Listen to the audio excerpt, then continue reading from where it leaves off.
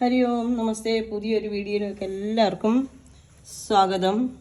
ഇന്ന് ഞാൻ പറയാൻ പോകുന്നതല്ല, ഈ ഭയങ്കര ചൂട് കാലമാണ്. ആ ചൂട് കാലത്ത് നമ്മൾ എങ്ങനെ ഈ ചൂടിനെ പ്രൊട്ടക്റ്റ് ചെയ്യാം എന്നുള്ളതാണ്.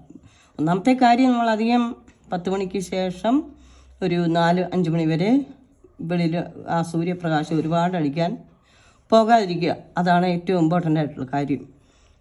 പിന്നീട് നമുക്ക് ചെയ്യാവുന്ന ഒരു പായ്ക്കെന്ന് പറഞ്ഞാൽ പാലിൻ്റെ പാട.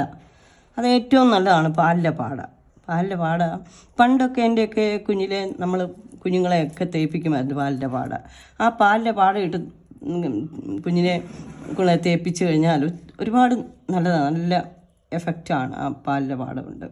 പിന്നെ ആ നമുക്ക് ഈ പാലിൻ്റെ പാട വേസ്റ്റ് ആക്കുകയും വേണ്ട. കാര്യം നമ്മൾ എടുക്കുന്ന പാലിൻ്റെ പാട വെട്ടി മാറ്റി ഒരു കുപ്പിയിലോട്ടാക്കിയിട്ട് ആ കുപ്പിയിൽ ഒരു സ്വല്പം വെള്ളം കൂടെ ഒരു 4-5 ദിവസത്തെ ഒരുമിച്ചെടുത്താൽ നമുക്ക് അതിൻ്റെ കൂടെ കുറച്ച് വെള്ളം കൂടെ ചേർത്ത് കുലുക്കി നമ്മൾ വെറുതെ കളയുന്ന സമയം എന്തെങ്കിലും വായിച്ചുകൊണ്ടിരിക്കുകയോ വല്ല മറ്റുള്ള ജോലികൾ ആണെങ്കിൽ അത് ഇങ്ങനെ വെറുതെ ഇങ്ങനെ ഷെയ്ക്ക് ചെയ്താൽ മതി.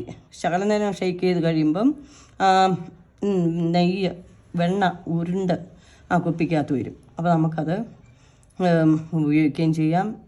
നല്ല ശുദ്ധമായ നെയ്യ് നമുക്ക് ഉണ്ടാക്കുകയും ചെയ്യാം. ആ വെണ്ണയും പിള്ളേർക്ക് വെണ്ണ കുഞ്ഞ് കൊടുക്കുന്നതല്ല, പക്ഷെ നമ്മൾ ഉണ്ടാക്കിയെടുക്കുന്ന വെണ്ണയ്ക്കാണ് കൂടുതൽ പ്രാധാന്യം.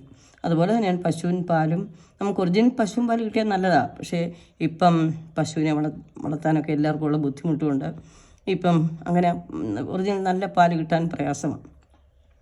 പാല് കൊണ്ട് ഒരുപാട് ഉൽപ്പന്നങ്ങൾ ഉണ്ടാക്കാം, ഒരുപാട്. അത് പിന്നീട് അടുത്ത വീഡിയോയിൽ ഞാൻ ഓരോ ടിപ്സായിട്ട് പറഞ്ഞു തന്നിരിക്കാം. പിന്നെ ഈ ഭയങ്കര സൺലൈറ്റിനെ പ്രതിരോധിക്കാൻ തക്കാളിക്ക് ഏറ്റവും നല്ലതാണ്. തക്കാളിക്കയുടെ ജ്യൂസും ഉരുളക്കിഴങ്ങിൻ്റെ ജ്യൂസും കൂടെ മിക്സ് ചെയ്ത് നമ്മുടെ മുഖത്തും കയ്യിലും ഒക്കെ പുരട്ടിയാൽ, ആ ചൂടടിക്കുന്ന ഭാഗത്തൊക്കെ ഒന്ന് പുരട്ടിയാൽ നമുക്ക് ആ ഭയങ്കര ചൂടിനകത്തുനിന്ന് ഒന്ന് രക്ഷപ്പെടാം. ബ്ലാക്കായിട്ടിരിക്കുന്ന മുഖത്ത് ആ ബ്ലാക്ക്നെസ്സൊക്കെ ഒന്ന് കുറഞ്ഞ പുള്ളിപ്പൊക്കെ മാറിക്കിട്ടും. അതൊരു നല്ല എഫക്റ്റാണ്, വളരെ എഫക്റ്റാണ്. നമ്മൾ വെറുതെ ഇരിക്കുന്ന സമയമൊക്കെ അതേ ശകലം എടുത്ത് അത് നമുക്ക് പ്രത്യേകിച്ച് അതിന് സമയമൊന്നും കണ്ടെത്തേണ്ട കാര്യമില്ലല്ലോ.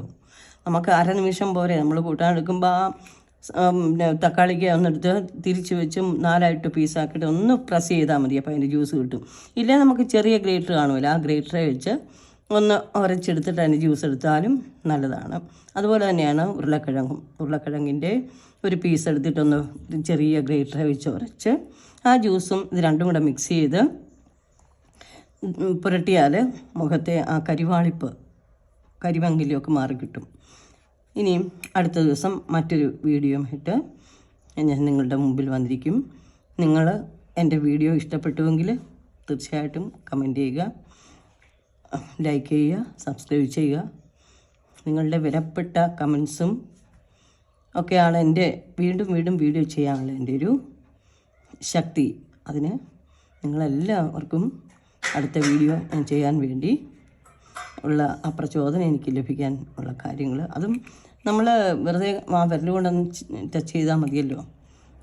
അങ്ങനെ നിങ്ങൾക്ക് പുതിയ വീഡിയോയും അതുപോലെ പുതിയ കീർത്തനങ്ങളും നാരായണീയവും ഇതെല്ലാം നിങ്ങൾക്ക് ഞാൻ ചൊല്ലിയും പാരായണം ചെയ്തും ഒക്കെ ഇട്ട് തന്നിരിക്കും.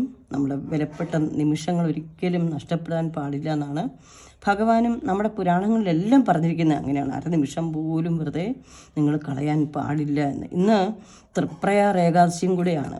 അതിൻ്റെ മാഹാത്മ്യം പ്രത്യേകിച്ച് ഞാനിപ്പം ഒന്നും പറയേണ്ട ആവശ്യമില്ല. ഞാനും ഏകാദശി വ്രതത്തിലാണ്.